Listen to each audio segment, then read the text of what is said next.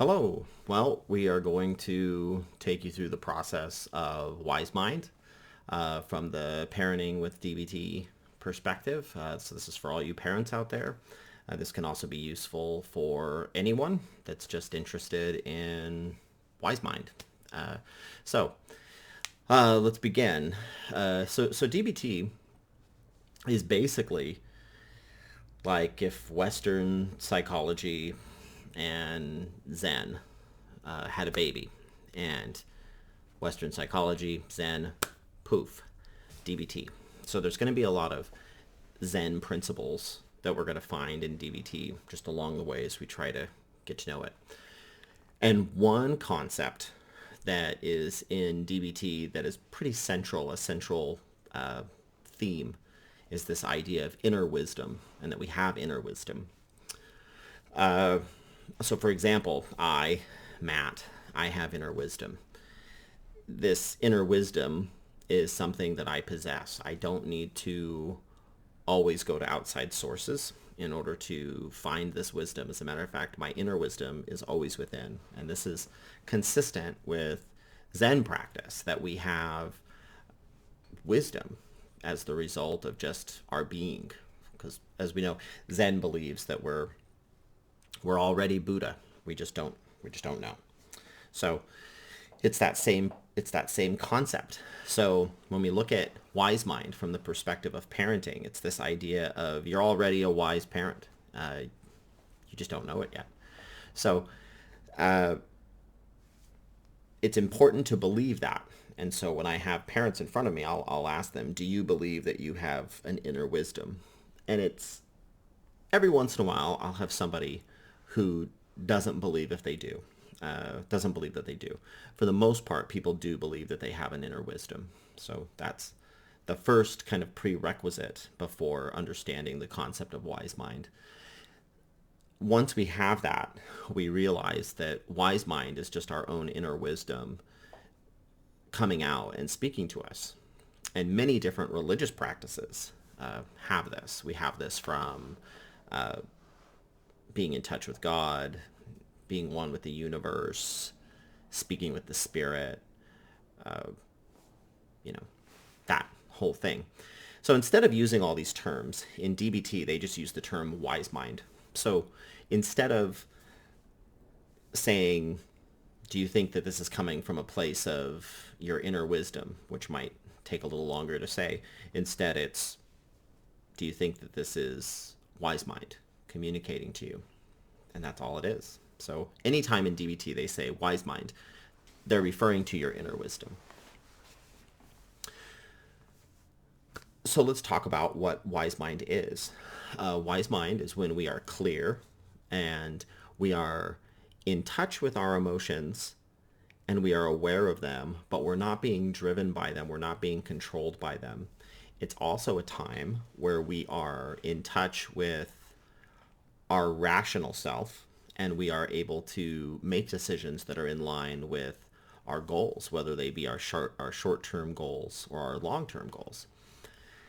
For example, knowing that you have a big project at work, and even though you would rather watch TV, you have to prepare for this big project at work. And so even though you don't necessarily want to prepare for this project at work, you're going to prepare for it anyway. And that very act of preparing to do something that's in line with your long-term goals, as opposed to doing what might bring you some short-term satisfaction right in the short run, is an example of wise mind. Another example of wise mind, which we find in the Linehan Skills Manual, is if you're with your child and you're next to a river and there's really cold water and you know how to swim, but your child does not, and your child falls into that river, you instantly jumping into that river to rescue your child, even though the water is really cold and you're safer out of the river than you are within it, your wise mind, your inner wisdom compels you to jump in and save the child. This is wise mind.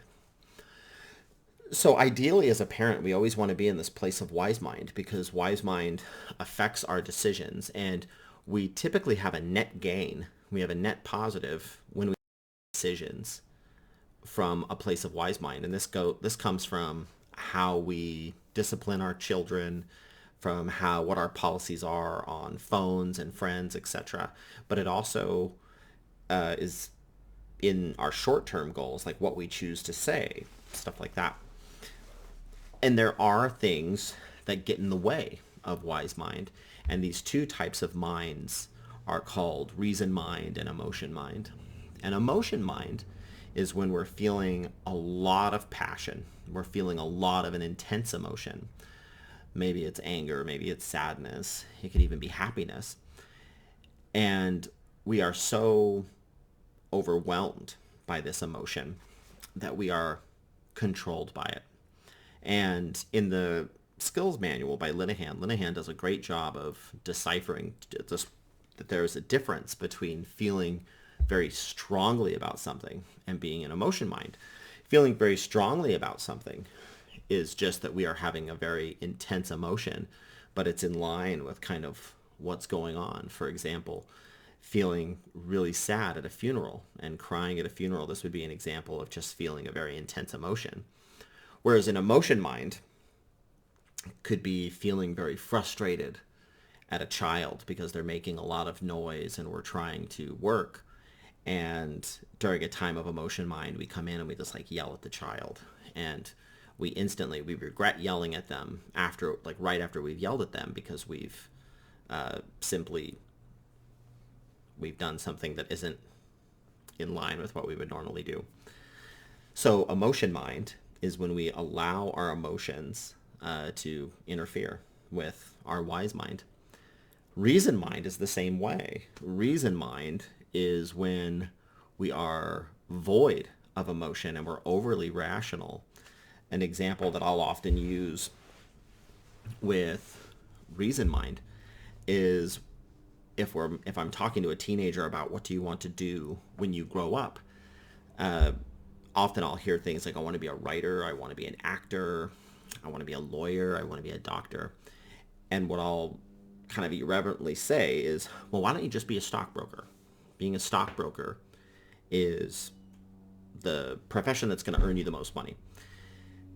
And instantly we're met with the response of, well, I don't want to be a stockbroker. And this is kind of what reason mind is. Nothing against being a stockbroker. There are some people that are very passionate about being a stockbroker. But if I look at ration mind, I'm really saying you just want to do a job that earns the most money and nothing else. When of course there are multiple factors that go into what we choose to do with our life's work, and many of them are our own emotions and our passions. So this is an example of reason mind. Reason mind is where we make our choices based on our 100% perceived rationale or our logic, and there's no emotional factors in it. We're almost ignoring them. And this is wise mind. This is ration mind, excuse me. So emotion mind is when there's too much emotion and it's driving us. And reason mind is when there's not enough. Wise mind is a synthesis between the two. A synthesis where we are in touch with our emotions and we're being reasonable. We're doing things that are in touch with our long-term and short-term goals. So Marsha Linehan brings up an excellent example of, she uses it's a metaphor of the well. And I like this one because it shows how difficult it can be at a place of wise mind at times. So Marsha Linehan uses this example of a well, and she talks about how the water at the bottom of a well is the wisdom that we're looking for when we're trying to go to wise mind. And sometimes we can just look down the well and we can see that wisdom, we can see that water, and it's there. But there's also this concept of trap doors where we have the well, and then going down the well, we have this trap door. And it appears that there's it appears that there's no water because we're just looking at this trapdoor. And we have to figure out how to get this trapdoor to fall down. And this can be through a key. This can be through chiseling away. This can be at throwing a big stone at it, or I don't know, something to get this trapdoor to go away. After this trapdoor is done, then we have our wisdom. And sometimes when there's a lot of rain, or there's a lot of storm, or there's a lot of emotions, it can actually appear that this water above that if it rains a lot, then we have a lot of water above the trapdoor, and we have this section of water. And that can appear to be the wisdom. So sometimes we think we're in a place of wise mind when we're actually not. We're in a place of emotion mind, and it can deceive us. And so even when we look, just because we look down a well and we see water, it doesn't necessarily mean that this is like wisdom. Just like how when we take a moment to close our eyes and just like be in touch with our self, and we feel like we're in a place of wise mind, it's not always that way. Sometimes we are in a place of emotion mind, and we just think it's wise mind. And obviously, when we have this trapdoor, and then we have this water above it, and then we have all this other water below, that's the actual wisdom. We have to find a way. We have to check and make sure that this water, this wisdom, is actually wisdom itself. And I encourage time to be something that can go by, because over time, you're going to be able to recognize, is this actual wisdom? Is this actual wise mind? Or is this just emotions that feel like wise mind? So then we get to the final question of, well, how do we get to wise mind if we're not in it? Because that's the goal as a parent. We want to be at a place of wise parenting, wise parent mind, or wise mind. So there's a few different ways.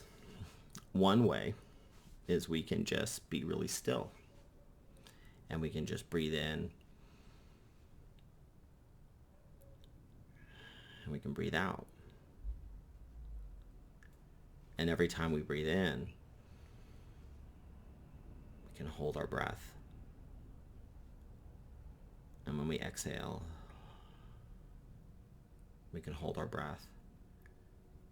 And we can ask ourselves, am I in a place of wise mind? Are my emotions in control? Am I ignoring emotions? Or do I have that right balance between my emotions and logic? And very often you'll feel your inner wisdom kind of whisper to you, figuratively, that this is a right decision, or we should make adjustments, or we should wait. Very often, wise mind tells us to wait, by the way. So another thing we can do, there's a classic exercise of being a stone flake on a still lake, where we just breathe in and we breathe out, and we can use our own ability to visualize being a stone flake on a still lake. And when we can finally completely see the picture of a little stone flake on a still lake, we can be closer to wise mind, or in wise mind. We can also just ask ourselves, is this wise mind? Is this am I in a place of wise mind? These are just a few examples of things that we can do. Some other things that I do is I take a walk around the block to see if I'm in a place of wise mind. To do something like observe a tree, look at a tree, see if we can look at a tree and just enjoy the tree, it usually means that we're in a place of wise mind. Also, wise mind is void of conflict. So if we're feeling anger or frustration or resentment, or if we're plotting revenge, or if we're stewing over something that our child has said, or our spouse said, or our neighbor said, or someone said, that's an indication that we're not in wise mind as well. So there it is. This is the entire concept of Wise Mind. I'll just conclude with saying that I hope you enjoyed this video. I plan on releasing another one shortly. And right now the focus will be on mindfulness and on mindful parenting. The idea here is that by watching this video, you are more aware of how Wise Mind pertains to parenting. And we want to be in a place of Wise Mind as a parent. There we go. My name's Matt Metcalf. I'm a licensed clinical social worker. I'm a certified dialectical behavioral therapist. I work with adolescents and their families. Thank you, and I hope everyone has a terrific day.